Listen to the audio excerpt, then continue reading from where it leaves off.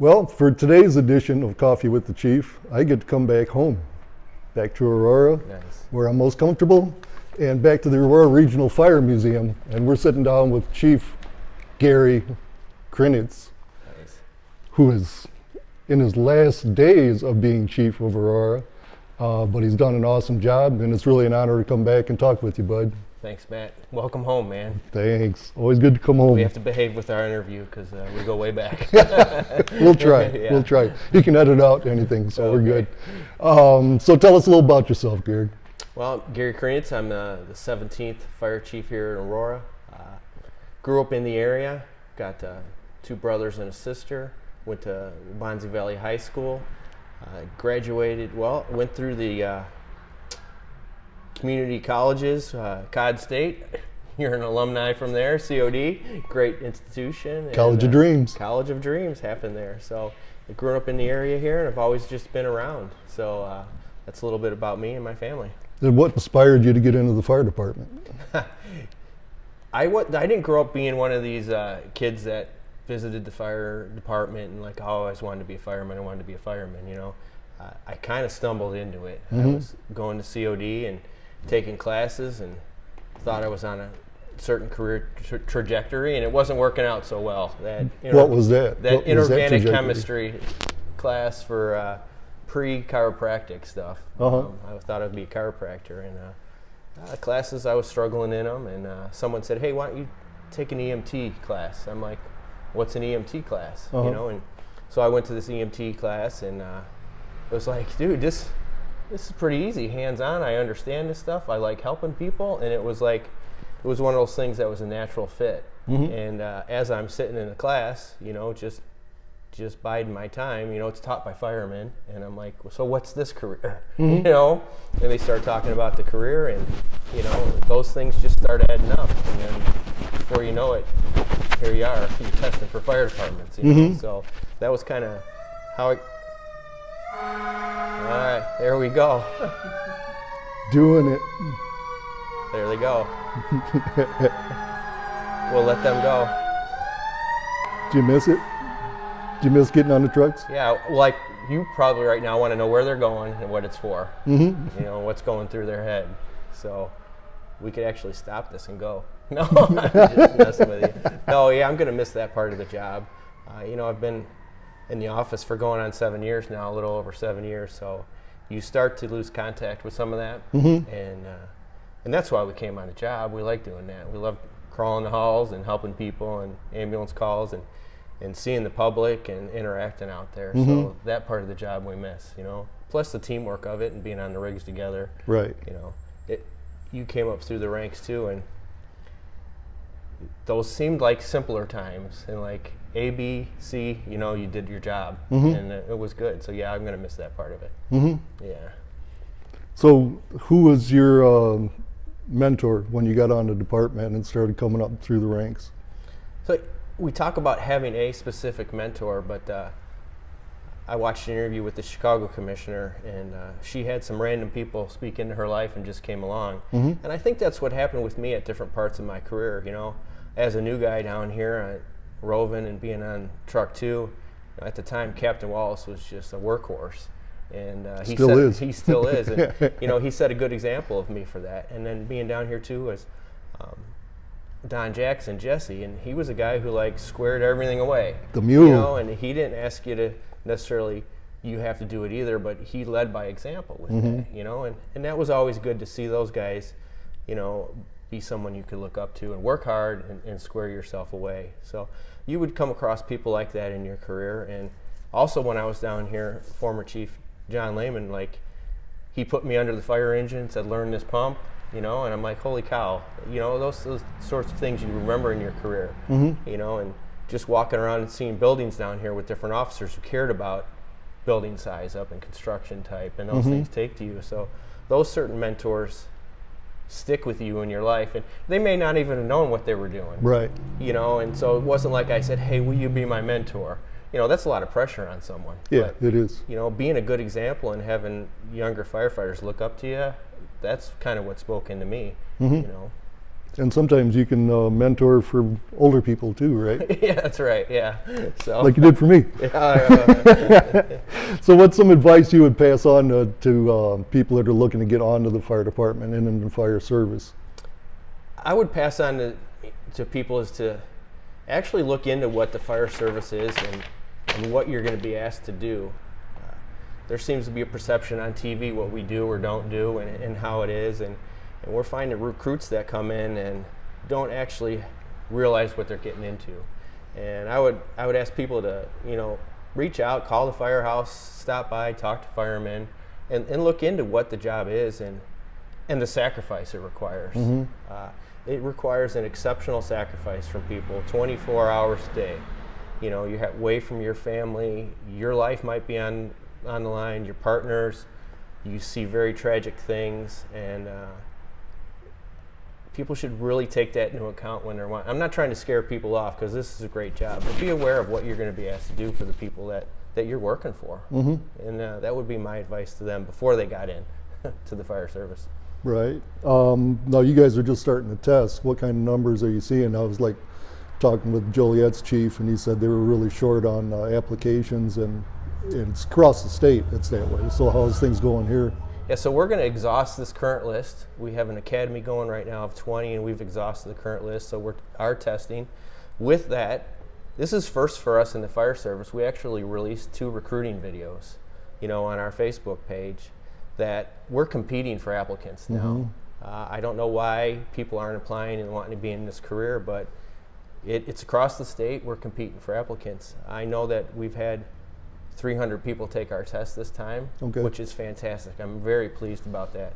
But we have some really exciting things happening here in Aurora, and we're going to be hiring a lot of people. Mm-hmm. So we're going to need all those applicants. So yeah, you guys got lots of new projects going on, like a new administration building and a new station up by the Outlet Mall, huh? Yeah, we've got some really good growth happening here. The city's taken off. It's really exciting here. So our buildings have aged, infrastructure's deteriorated.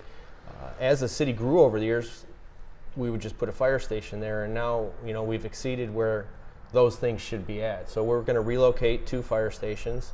We're going to build a new administration center next to the police department over there, make a training center over there as well, and we're going to build a station up north by the Outlet Mall.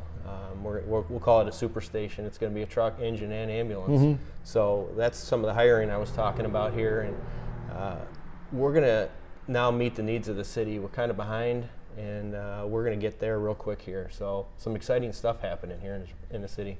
Yeah, I mean, just the planning and the research and everything you had to do to get all that in motion, I'm sure that was kind of a big task. It was.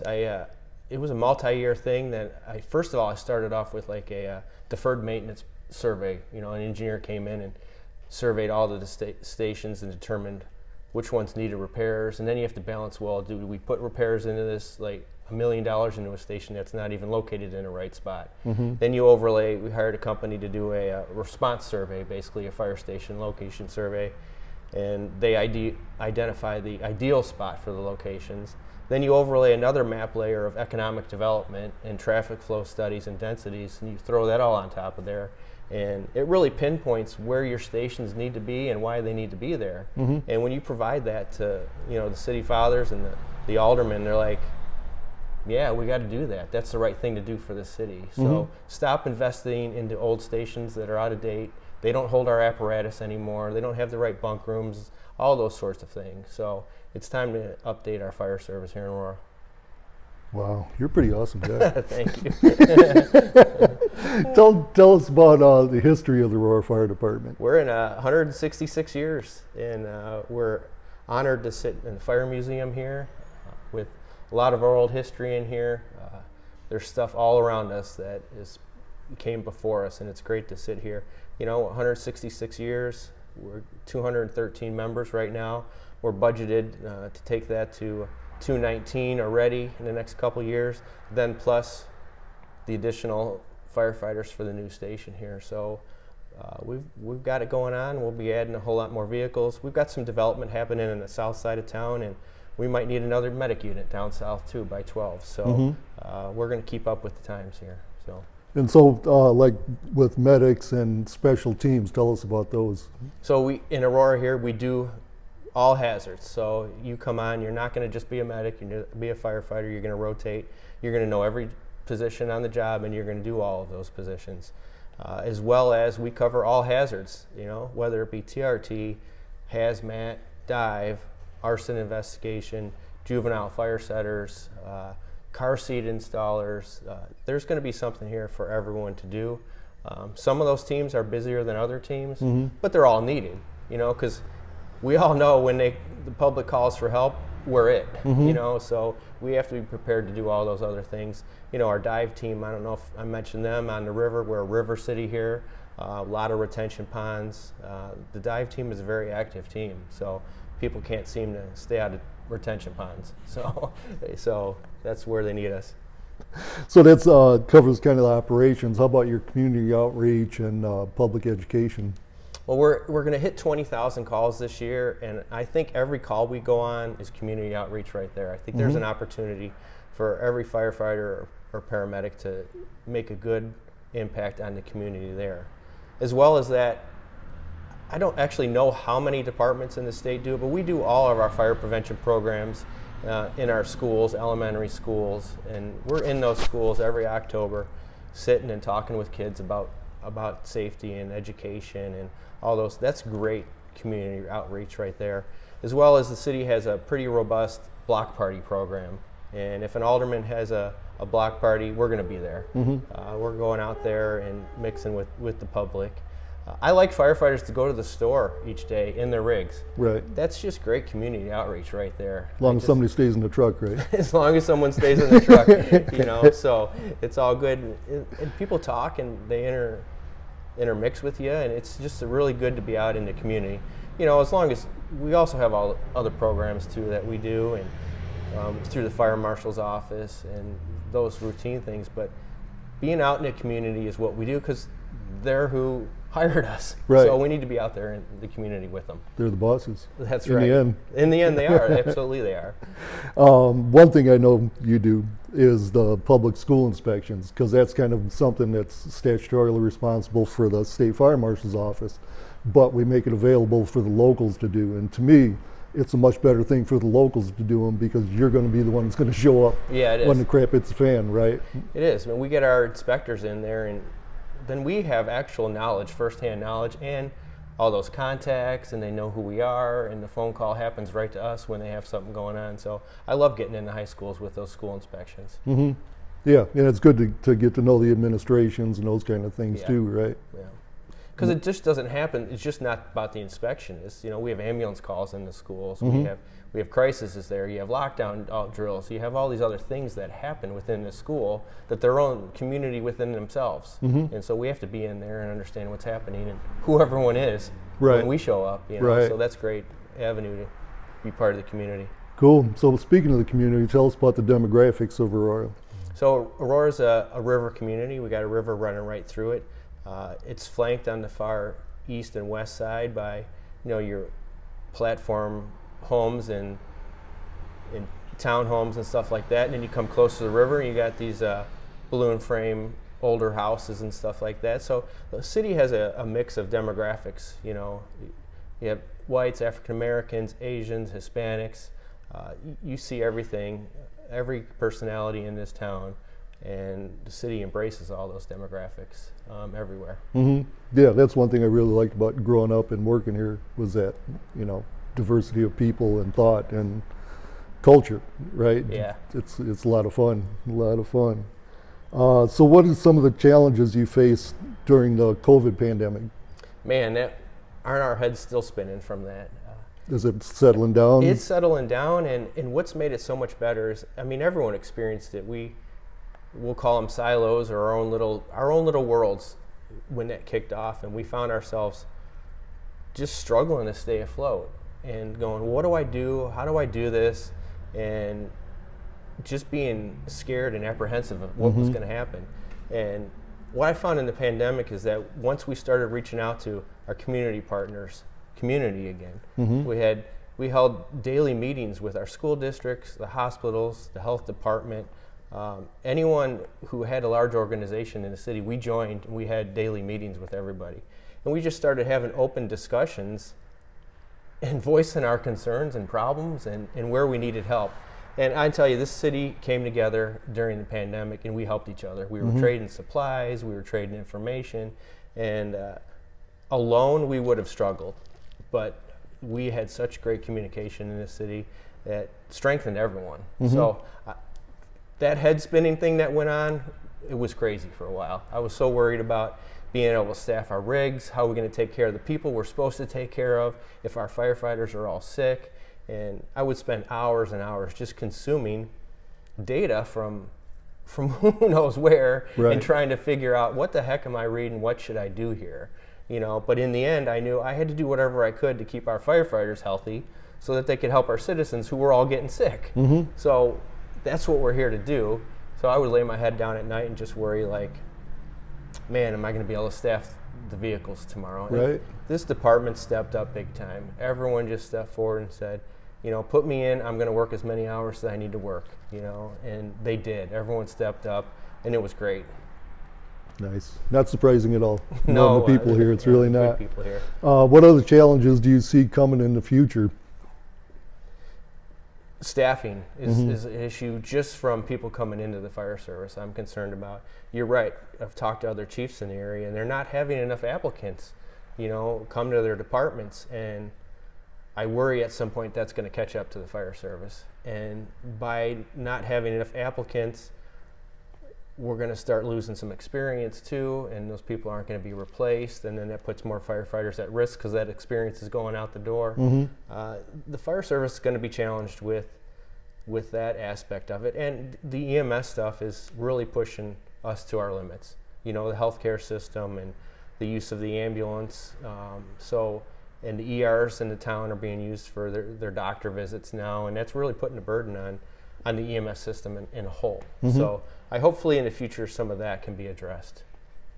So anything else that you'd like the general public out there to know about you or the fire department that we haven't touched on? No, I've been honored to serve here. Like you mentioned, I am waning down my days here.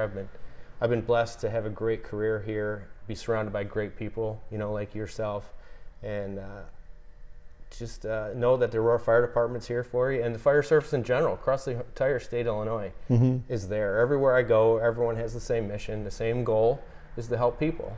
And every community is unique, what their budget looks like, what their equipment looks like, but like when you call 911, they're showing up in your town. So, and thank them, be grateful for them, and that's what I wanted to pass on. Yeah, absolutely, and that's one thing I was never really keenly aware of till I got into this job, was how much different parts of the state, how the fire service works. I always assumed everybody had it like we had it. We had manpower, we had equipment, we had everything we needed. You get into the rural areas and boy, they're struggling financially, they're struggling for people. And you know, trying to spend the last 7 years trying to figure out how to help them has been a challenge, and rewarding though, because they really appreciate anything you do for them, right? Because they're hurting. They've got the same mission. They're trying to do the same thing with less supplies and less resources. So they do an awesome job. But I want to thank you for sitting down with us, sharing your experience, sharing your history. And I wish you a long retirement. How old are you now? 50. 50. Yeah. So the whole mission is to collect more paychecks off the job than when you were working, right? That's what I wish for you. Thank you, Matt. All right. It. Thanks, Gary. And if you would like your chief or your department to be on Coffee with the Chief, get a hold of JC. He'll flash the contact information across the screen. And you guys stay safe. Bye now. Excellent. Thank you.